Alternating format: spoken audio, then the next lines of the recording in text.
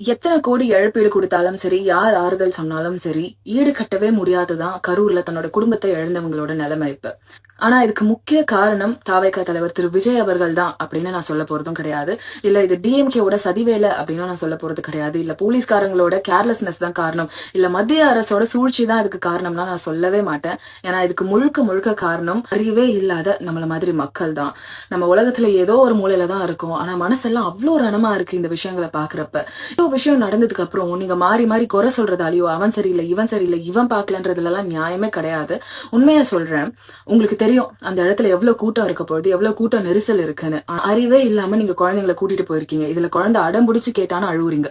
குழந்தை அடம் பிடிக்குதுன்றதுக்காக நீங்க பாம்பு கிட்ட குழந்தைய கூட்டு போய் விடுவீங்களா? இல்ல இல்ல. உங்களுக்கு தெரியும் அந்த இடத்துல எவ்வளவு கூட்டம் இருக்க போகுது, குழந்தைய கூட்டு போய் வர முடியுமா?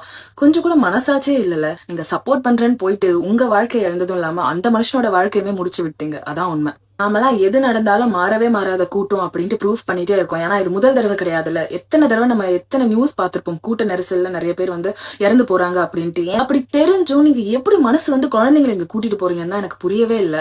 பெரியவங்களே நம்ம அங்க போய் மூச்சு விட கஷ்டப்படும் பொழுது அந்த குழந்தைங்க என்ன பண்ணும்? கடைசி வரைக்கும் நம்ம மாறல அப்படின்னா எதுவுமே மாறாது. உங்களோட சப்போர்ட் நீங்க உங்க தலைவர்களுக்கு காமிக்கணும்னு நினைச்சீங்கன்னா அதை ஓட்டு போட்டு மட்டும் காமிங்க. நீ யாரோட ரசிகனா வேணா இரு, இல்ல தொண்டனா இரு, எந்த அரசியல் தலைவரை வேணா ஃபாலோ பண்ணு. ஆனா நீ முட்டாளா மட்டும் உன் வாழ்க்கையில இருந்துராத. ஒரு விஜய் நினைச்சா ஒரே ஒரு விஷயம் எனக்கு கஷ்டமா இருக்கு.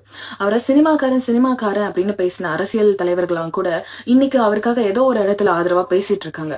ஆனா அவர் எந்த சினிமா துறையில இருந்து வந்தாரோ அந்த ஒட்டுமொத்த சினிமாவுமே பாத்தீங்கன்னா இன்னைக்கு வன்மத்தை கக்கிட்டு இருக்கு. இது அவருக்கு பெரிய லெசனான்னு தெரியல. ஆனா நம்ம எல்லாம் பாக்குறதுக்கே என்னடா இப்படி இருக்கு அப்படின்ற மாதிரி தான் இருக்கு. நீங்க ஒரு கட்சி தலைவரை சப்போர்ட் பண்ணி நீங்க ஸ்டாண்ட் பை எடுக்கிறீங்க அப்படின்னா முதல்ல உங்களோட பிஹேவியரை தான் பார்ப்பாங்க. நீங்க எப்படி பேசுறீங்க, நீங்க செய்யற ஒரு விஷயம் உங்களை பாதிக்காது, அது உங்க தலைவரை தான் பாதிக்கும். சோ தயவு செஞ்சு இனிமேலாவது கொஞ்சம் புத்திசாலித்தனமா நடந்துக்கோங்க.